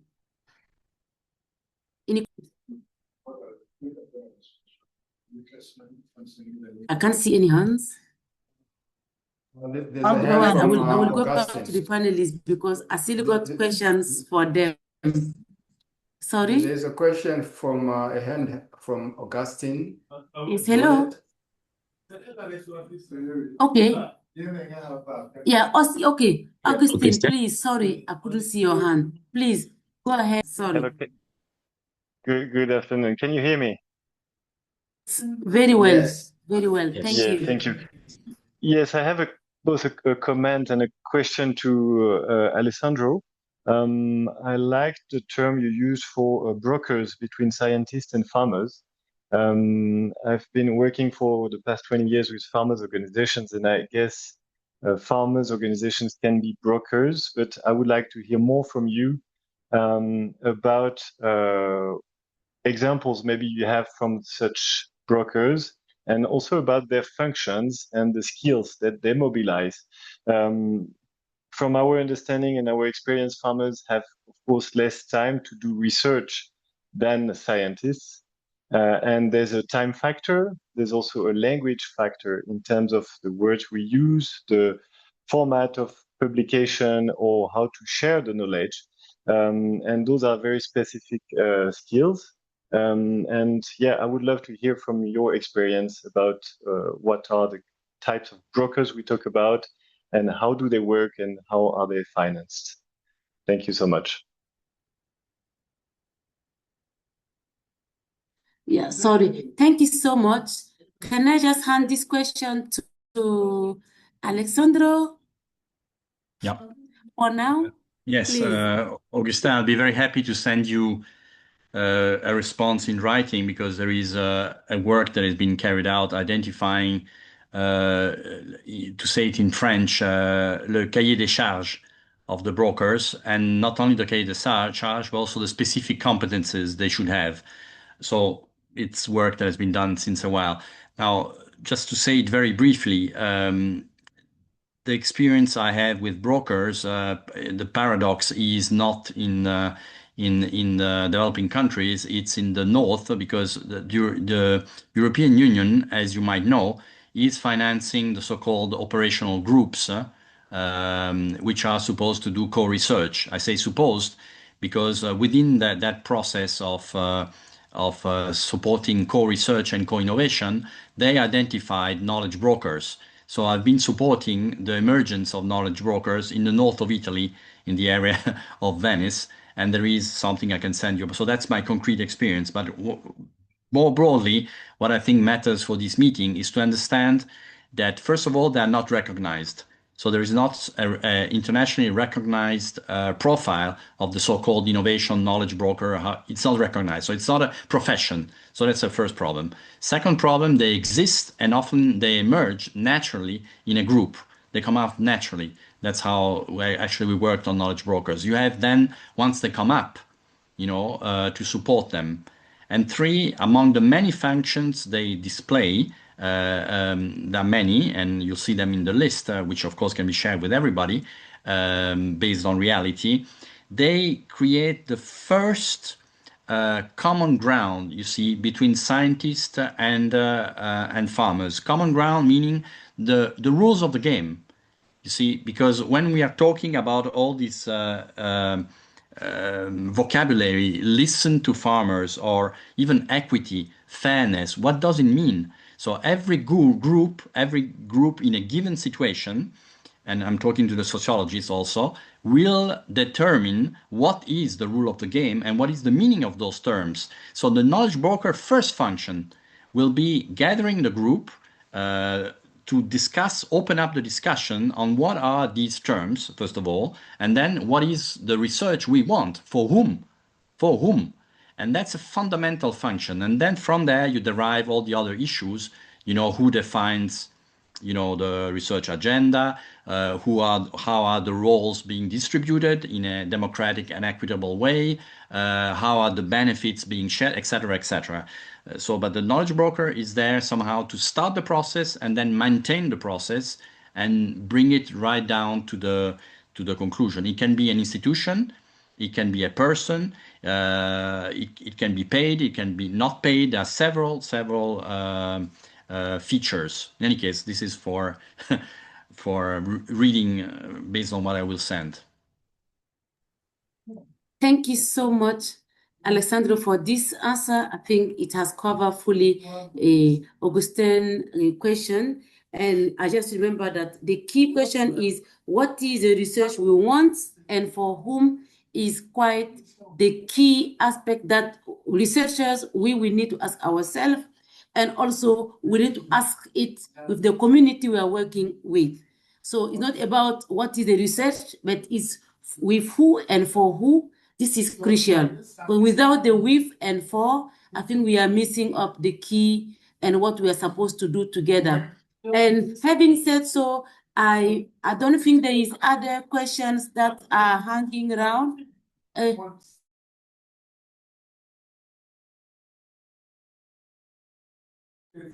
Sorry, I had a background noise, so I have to ask for, yeah. So I was just saying, so having said so, I can't see any more questions.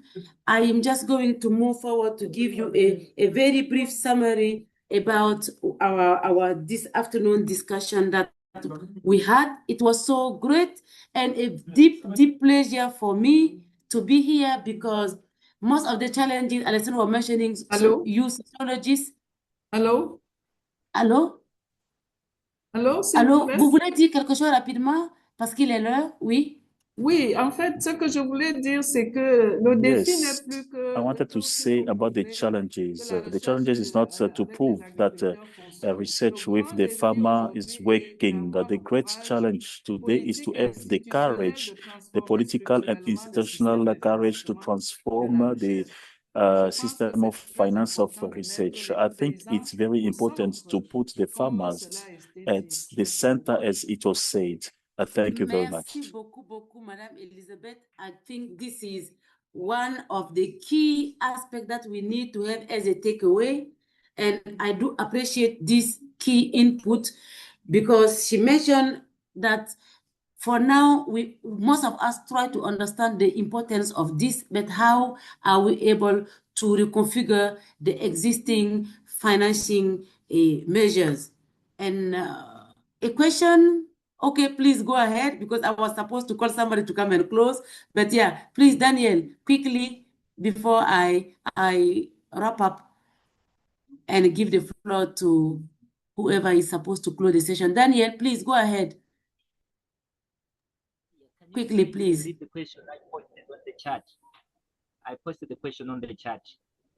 You put the question on the chat. Oh, I didn't see it.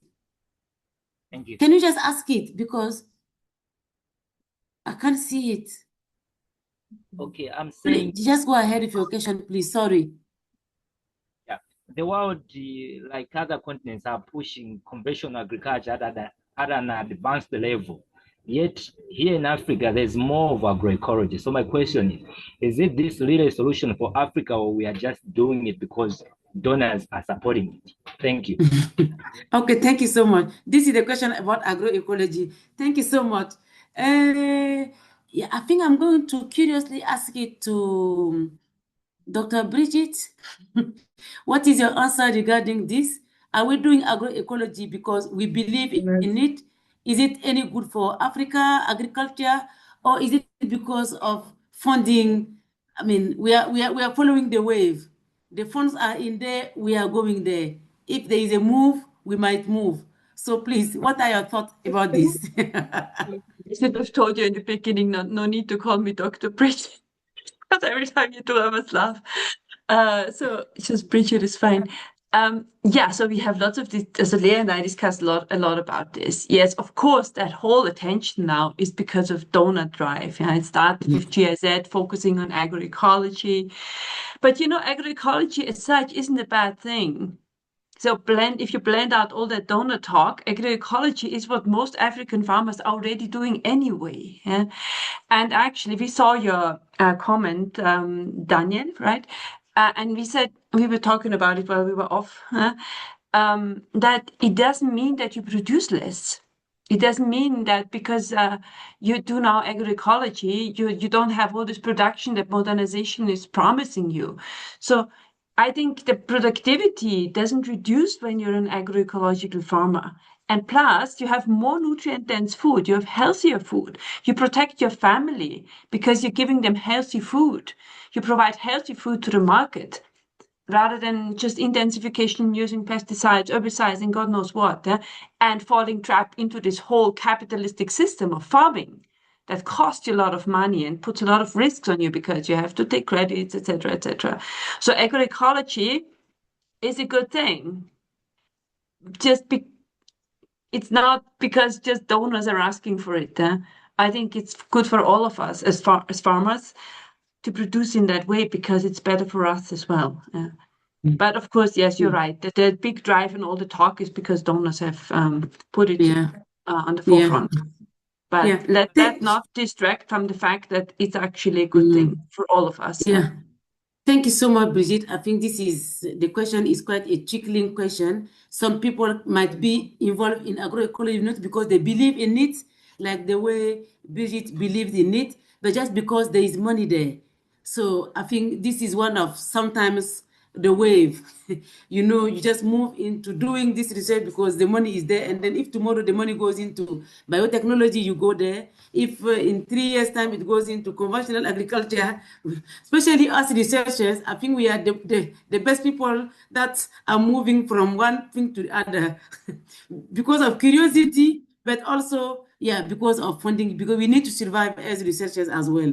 So I think this is a core issue, but the one thing that Brigitte said, and we should keep in mind, and I like the fact she said, just call me Brigitte because, I agree. Sometimes this title can make a difference and even spoil this co-creation and co-learning. So thank you for reminding us that we have our foot on the floor, that is where we work. We are first of all equal, and then the work can begin. So thank you so much to all of you by supporting me during these 2 hours. Sorry, because sometimes I mix French and English in anyhow. My pronunciation is not very good, especially for names. So sorry if I have not spelled your name very well, but it has been a very great pleasure for me because this topic is just what keeps me every day as a researcher and what I'm trying to investigate.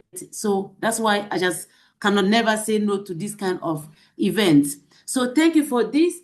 And having said so, I would just love to thank all the panelists for being so great, sharing what is inside you and outside you, and also to our keynote speaker who has opened the floor to us to have this great discussion. Thank you so much. And I believe we are more looking forward for the next session again, but I'm not the one who is entitled to close this session. I'm going to call on board Mr. Ismail, who is going to close this session just in time, 3 p.m. my time, sorry, not your time, but So Mr. Ismail, please, the floor is yours so that we keep in what we plan, the 2 hours. Thanks, Evelyn, for a splendid job.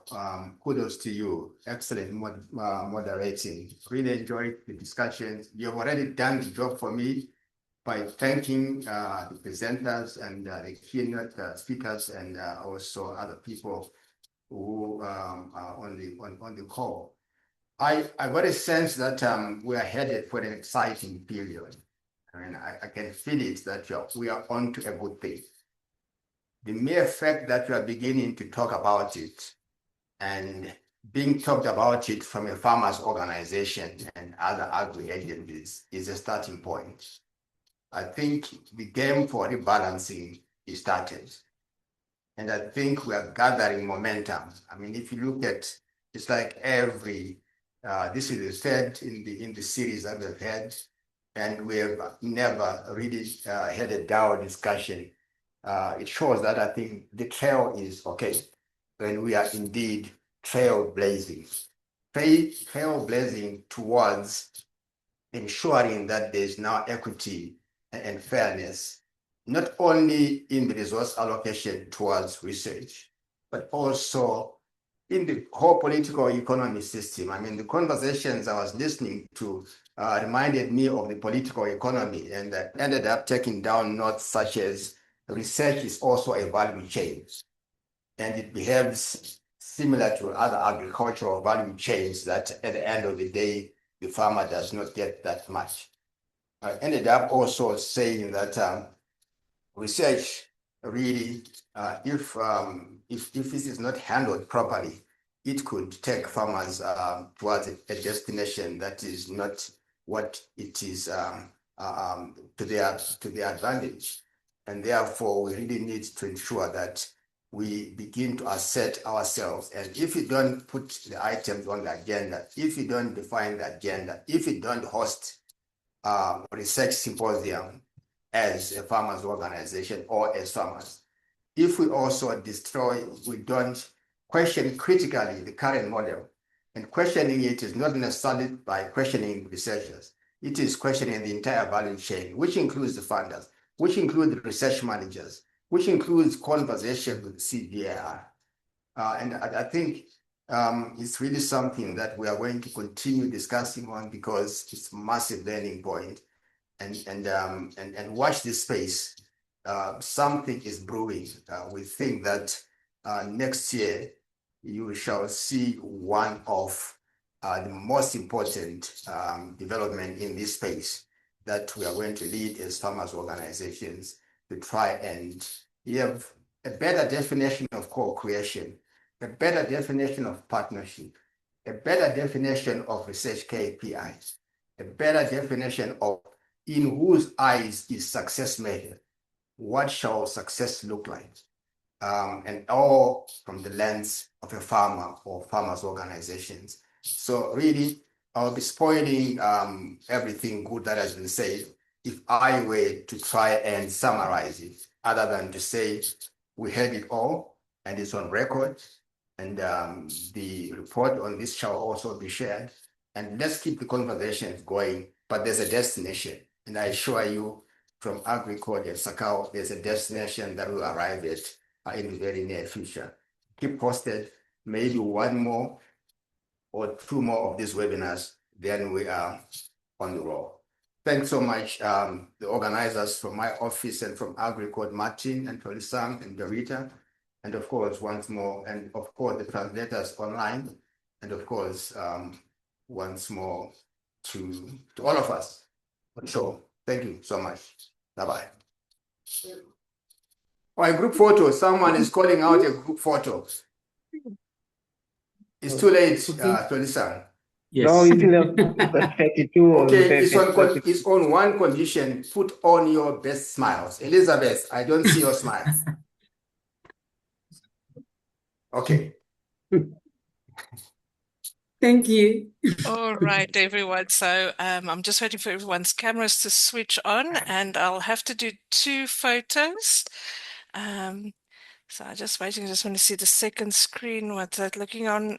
I'm still waiting for a few people to come online so that we can see you. I can see it. Put your camera on, Onya. Gansham, how are you? Good to see you.